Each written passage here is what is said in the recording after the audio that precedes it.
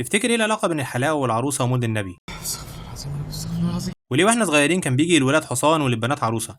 وليه اصلا العروسة دايما لابسة فستان منفوش كده على هيئة عروسة في فرح؟ احنا بقى النهارده هنفكك الموضوع ده ونكتشف سر العروسة وان ملهاش اي علاقة بالدين وان اصلها بيرجع لموقف سياسي بحت. بس قبل ما اقول لك احب اقول لك انا مين واحنا هنا بنعمل ايه. انا عبد الرحمن وده مستر ليه. سؤالنا واحد، بنرجع الاسطورة لاصلها وبعدين الدين والعلم يكملوا الحكاية. لو عجبتك الخلطة اعمل لايك وشير وسبسكرايب ويلا نخش في الجد.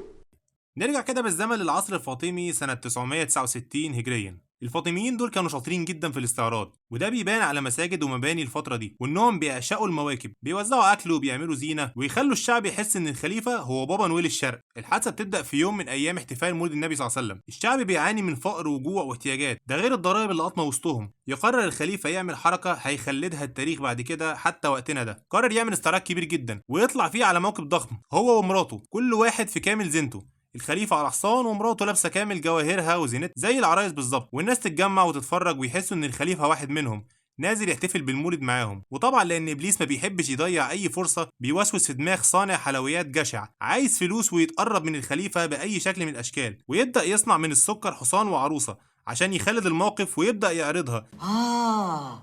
ده الحكايه كده. وبدأ يعرضها في السوق والطلب ابتدى يكتر عليها، وابتدى المنافسين كل واحد يحط خبرته وابتكاراته عشان يبهر الخليفة. ومن هنا بقى يا صديقي ظهرت العادة، الأطفال بقوا بيستنوا كل سنة الحصان والعروسة. وعرف إبليس إنه يربط في عقول الناس إن السكر والحلويات هم أهم مرسم من مراسم احتفال المولد النبوي. العروسة مش مجرد لعبة، دي كانت بتمثل الأنوثة والزوجة، حتى الحصان بيمثل الشجاعة والقوة. بس عارف الرمزيات دي بتقول حاجة مهمة جدا، إن المصريين عندهم قدرة رهيبة إنهم ياخدوا موقف سياسي ويحولوه لعادة شعبية. هديتك ده ايه ده؟ مدينة البهائم. شكرا حبيبي، كلك ذوق. ومع الوقت افتكروا إن هو رمز ديني ومرسم من مراسم احتفال بالمولد النبوي الشريف، ناهيك عن الأضرار اللي ممكن تحصل لك أول ما تاكل سكر خام من العروسة أو الحصان أو حتى الحلويات. بس المولد عمره ما كان عادته الحلويات، في احتفالات للمولد النبوي، وده مذكور عن سيدنا النبي صلى الله عليه وسلم ان هو كان بيحتفل بيوم ميلاده بالصيام. عارف لما تبص على الموضوع من بعيد كده هتلاقي اكتر من منظور تقدر تشوف بيه الحوار ده. ان العروسه مثلا عاده ملهاش دخل بالدين، ده موقف سياسي واقتصادي. يعني انت حاليا بعد الطرح اللي احنا طرحناه ادركت ان الموضوع كان عباره عن فلوس، منتج هيتباع كل سنه زي البسكويت في العيد. بس بما ان الشعب المصري شعب موحد بالله وان الدين جزء لا يتجزأ عن الشخصيه المصريه، قدر التجار ان هم يربطوا الامر ده بالدين، والناس مع الوقت ما بقتش واخده بالها.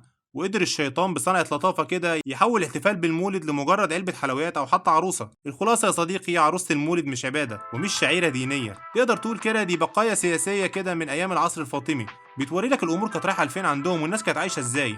فلو هتشتريها السنة دي اشتريها كحلاوة زي البسبوسة والتورتة. بلاش تعلم ولادك إن ده المولد، خلي نيتك خالصة لله سبحانه وتعالى، إنك هتبسط ولادك زيها زي أي حاجة عادية. وأهم حاجة في اليوم ده، اوعى تنسى الصلاة على سيدنا النبي صلى الله عليه وسلم، وخليه بداية معرفة للجيل اللي بعدك. ولو وصلت لحد هنا يبقى الفيديو عجبك، ده معناه انك هتدوس لايك وتشير الفيديو عشان غيرك يستفيد، وشاركنا رأيك في الكومنتات. ولو انت من اصحابنا الجداد وظهر لك الفيديو فعل الجرس واشترك معانا عشان يوصلك كل جديد، وما تنساش تشوف الفيديوهات القديمة. وقبل ما اقفل سيبني اسألك سؤال كده ورد عليا في الكومنتات، تعرف تقول اي علامة حصلت في يوم ميلاد سيدنا النبي صلى الله عليه وسلم؟ هستنى اجابتك في الكومنتات، وما تنساش تصلي على سيدنا النبي. كان معكم عبد الرحمن صالح وهنا مستر ليه. سلام.